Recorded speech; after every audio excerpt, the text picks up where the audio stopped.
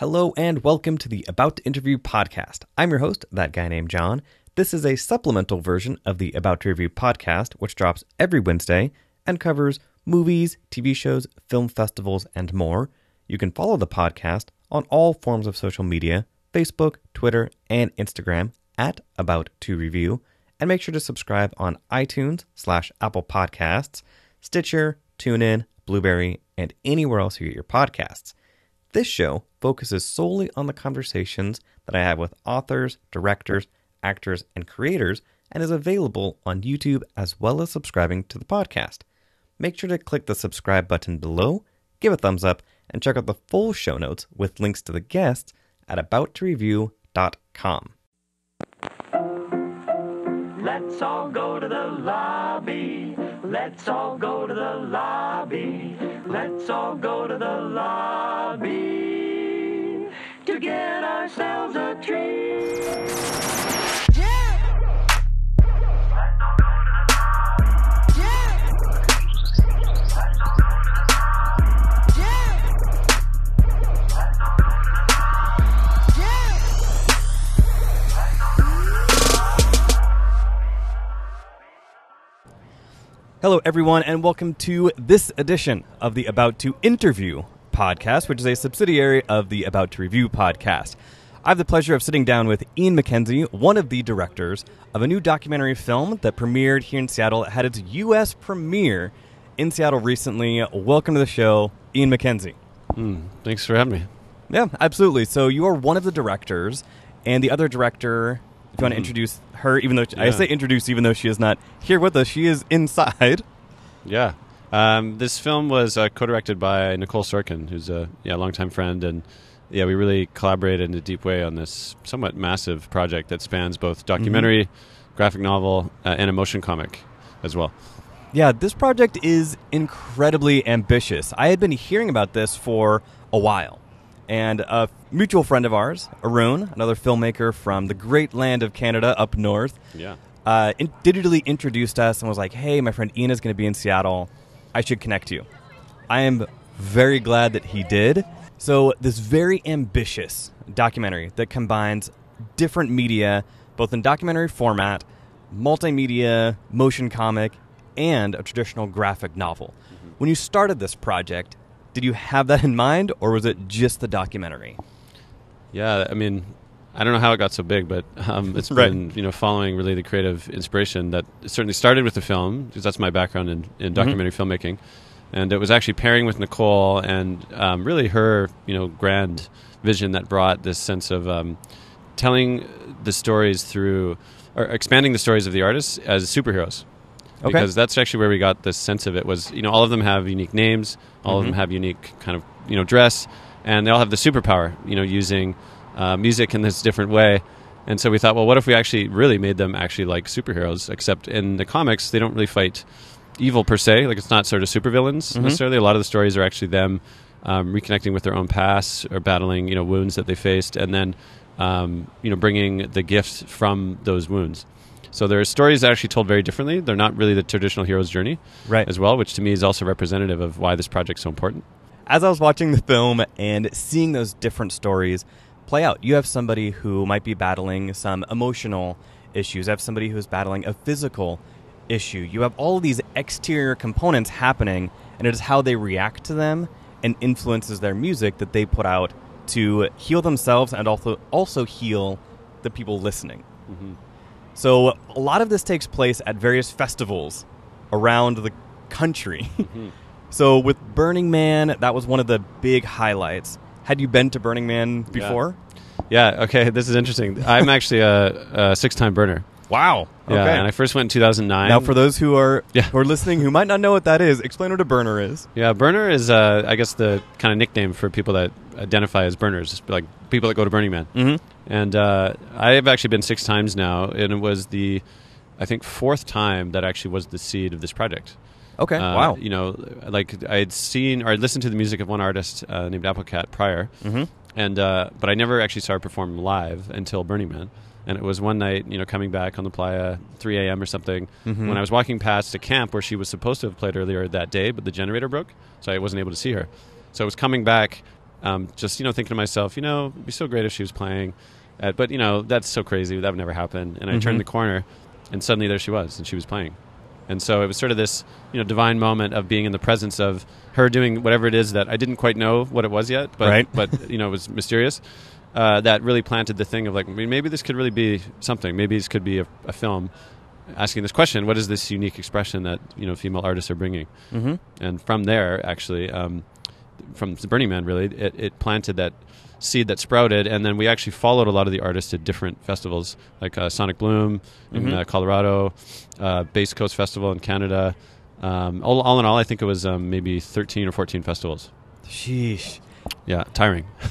With that, and also with the editing process of any sort of documentary, and you joked about it in the Q&A that we had after our screening, a lot of documentary filmmakers are part of the OWG, which is the Old White Guys Club. So being a younger director, what were those documentaries that first kind of opened your eyes into that world of filmmaking? Yeah, and I guess I should clarify slightly.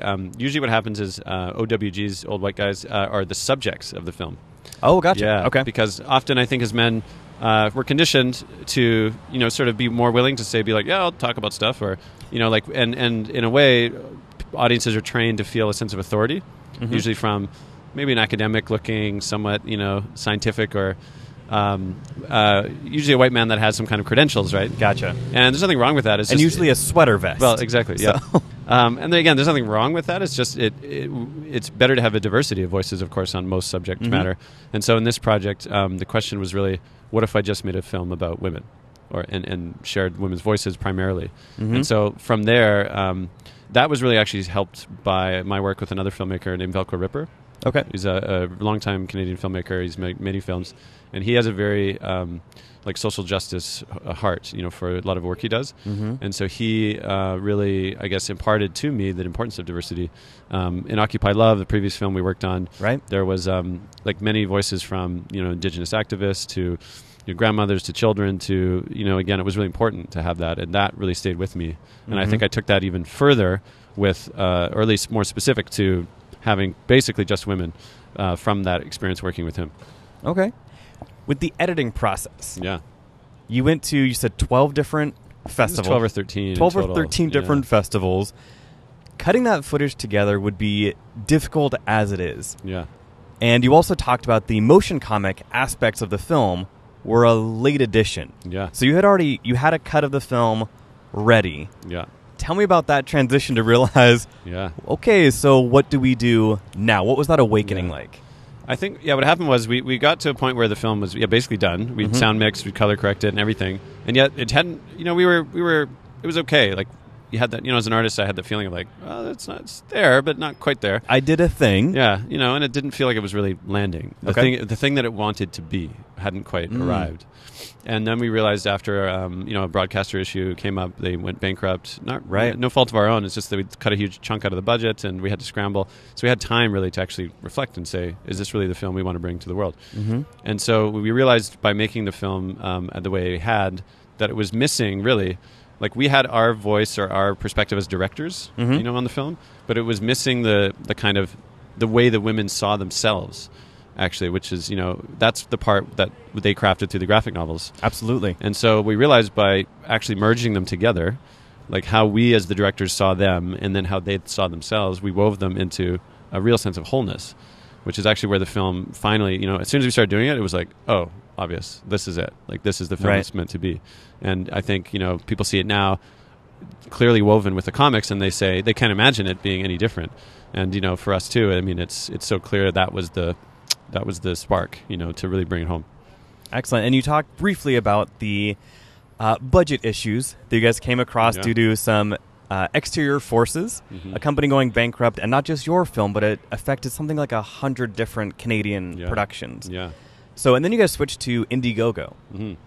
How important do you think crowdfunding is to independent filmmakers like yourself? Yeah, I've used IndieGoGo a number of times. Like for Occupy Love, we actually raised something like $75,000 during the production, and then we ended up using other Canadian financing after the fact. Like, so we were able to bridge until we got financing from Canada Media Fund and elsewhere. And for large projects like that, it's really important, I think, still to have like larger funding. Whereas if you're making shorts and things, like another film I did was about post-Fukushima Japan. I went there with a Zen teacher, and we really looked at how the Buddhists were responding to, the Fukushima partial meltdown, the tsunami. And that was really micro budget of, 8,500. Oh, wow. Which we made. It was like a half-hour film on. Yeah. And that is impressive. Again, nobody, sort of made much afterwards in a sense, but this is what our goal was, to make this film. And it was made through IndieGoGo. And so this Amplify Her, we actually started with traditional funding, and then it was needing to bridge it later, certainly for the tour, that, we looked to crowdfunding. And, we raised 22,000 or something through, our fans. We're super grateful. And, yeah, it's really helped us get now to bring this film to the world. Excellent. So this documentary focuses on several different female DJs at all these different festivals. And we found out that a lot of them have actually never met in person. Yeah. How is that like to then weave these tones together when you would go to a different festival with a different group of people each time? Yeah, in the process of interviewing all these women, what we found was a lot of them reported different experiences they had of whether it was sexual harassment or discrimination, and they all actually personalized it to themselves, which was kind of interesting. That they were like, oh well, this just happens to me, I guess, and anyway, not a big deal. Right. And it was actually for someone else interviewing them that was able to start connecting the dots and say, actually, you know what, the woman I just interviewed before you, she had a very similar experience. And then I would interview somebody after, and again, a very similar experience. Wow. And so it was almost like by telling the story and threading between these women, their experiences started to be recognized as shared. Right, and I think that's also what's going on with this Me Too, wave that's sweeping the internet. Like that, there's a sense of hey, Me Too. These women are finding their stories are actually very similar, and sort of deprivatizing them. And in the making of this film, that was also part of our threading. That these women also at a very particular time in their lives, most of them are sort of mid-20s to late 20s when we started, into their early 30s. So it's a particular, in astrology they call that Saturn return. Right, okay. It's a time where really many, in the sort of growth of a person, that they're shedding a lot of the kind of ways that they've been, brought up, and also maybe the ways that they've responded to or reacted to in society. Interesting. And they've started to basically come into the person that they're, most likely to be in a way for the rest of their life. That's a rough, my understanding of what Saturn return is. Okay. And so these women, it's really capturing that moment in time as they really find their voice and bring it to the world. So one of the other things that you brought to the screening that, as far as I know, you plan on doing at a few of them. There's a live DJ before the show. Yeah. I go to movies 3, sometimes 4 times a week. I have never been to a screening where there was a live DJ. Yeah. How soon in the process did you guys realize, okay, we did the documentary, we thought it was all right. We put the motion comic in it. Now it feels right. How about we put a DJ before the screening? Yeah. Talk about that. Yeah. I mean, here in Seattle, it was actually a local DJ Care who was we connected with, and who, we realized it's sort of a why not moment, of wait, it's a film about female DJs and producers, and here's one that's super excited. Let's get her to play, at the actual screening. And it does reflect, I think, what the film is really trying to talk about, which, there's one thing to sort of rationally, intellectually understand something, but it's another entirely to embody it or to experience it.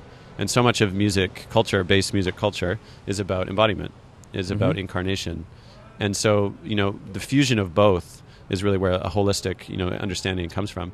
And so, here we had the live DJ in Vancouver. There's actually Kaitami, one of the artists, is going to be performing for an hour, right after. Oh, wow. In the theater.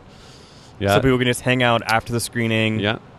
Yeah, awesome. Exactly. And she'll be and so, each place, again, we're just listening of what wants to happen here, and we're not really, set in terms of how it'll happen, but really open to seeing, who wants to bring their gifts and how, and how do we make it a full body experience. So with the live DJ performing either before or after, sounds like at one of your next screenings, this is also a very unique screening in that you encouraged people while watching the film. If you want to get up, if you want to move, if you want that music, if the music moves you to do something, express yourself. As opposed to so many other screenings where it is you are watching my film. Watch it, study it, live in it. As opposed to you, where you really want people, like you said, to embody the spirit of what is going on in the film. So there were people clapping, cheering. There were people behind me who were dancing. that was just an incredible experience. Thank you. I feel like I think a lot of that comes through, different sources of my, inspiration, such as Burning Man. They have an ethos of radical participation and radical inclusion, and how immediacy as well, right, is a big deal for them. Because, again, sometimes we get lost in the kind of, you talk about dancing as opposed to dancing, and they're such different things. Interesting, yeah. Right? And so, also, I have a deep interest in circle practice, like things like council and other ways I've come to understand as like social technology as a village. And that's my next project is actually looking at a lot of this. And so I'm consciously bringing in ways that people can start to connect with each other, like while they're experiencing something that in a way is like done, like it's a film that's, playing, but not to feel like somehow, that it's disconnected, that they play a role actually in how they experience it together. And that is really about, on a dance floor, it's the exact same thing, and part of, I think, the role or the gift of the feminine on the dance floor is to actually create a container where people can, if they want, be in their own experience, but also be connected to other people and realize, like, hey, we're dropping into this unified field, right? And in that field is where, divisions start to break down and disappear, and you really start to see, like, oh, wow, you're a human, just like me. Fantastic. The messages that you just talked about definitely came through in the movie itself. You have these incredibly strong, powerful women telling their stories through the music. Again, I was incredibly impressed with just the technological aspects of it, as well as the storytelling. You made mention of it, again, at the screening. Yeah. Both the intro and the outro and the credit scenes and how you're able to weave those together was incredibly impressive. And again, I see a lot of documentaries. Yeah. I see a lot of things, but you did something different in the way that you either had a focal point in the middle that was showing something different while everything else was reacting around it. And it was just really impressive how you're able to weave all of these stories together.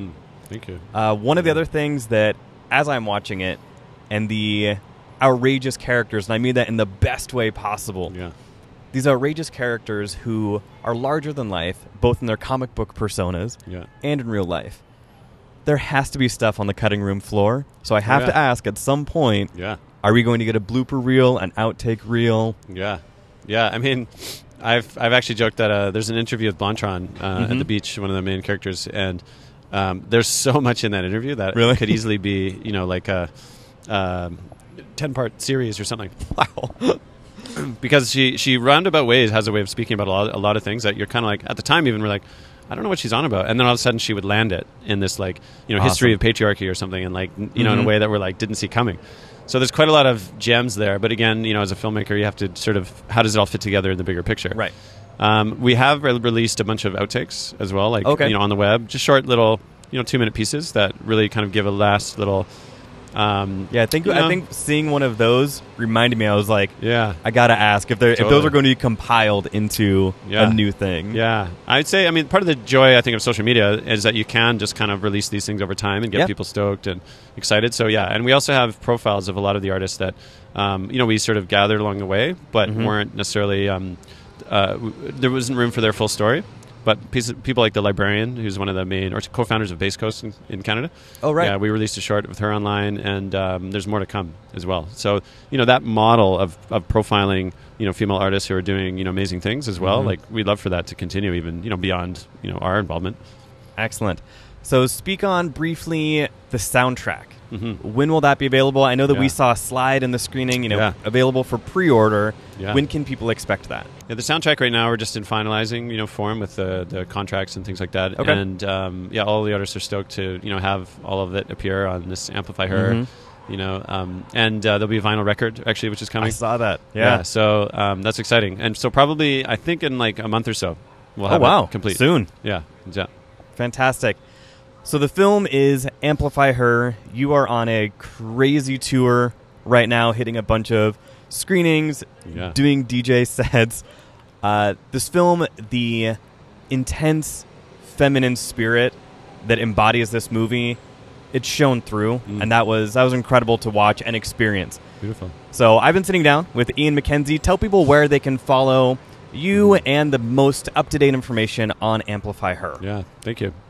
Next phase for us is we're headed, I think, to DC next, and then San Francisco, Vancouver, Colfax, Calgary. I mean, I get lost now of all the dates coming. Right. But you can follow them all. I mean, Amplify Her on Facebook is a great place for Okay. a lot of our kind of behind the scenes and, tales from the road. And then amplifyher.com/events. Events. Okay. Yeah, is where we'll be posting all of the events. So if you want to get tickets, the after party and the screenings, you'll find them there.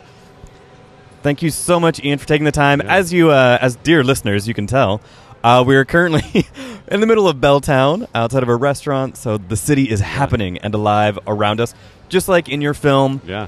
It is part of the experience. We just have to be in the moment. So thanks again, Ian. I cannot wait to see this project progress. Awesome. Thanks for having me. Thank you for listening to the About to Interview podcast, which is an About to Review production. Make sure to click the subscribe button below, give a thumbs up, and check out the full show notes with links to the guests below, as well as on the website abouttoreview.com. Thank you to my amazing guests, and also thank you to Vexing Media, who provides audio and video editing services for this podcast. They are a graphic design, website design, and digital media company. You can find all of their work at vexingmedia.com, as well as on Facebook and Twitter at Vexing Media.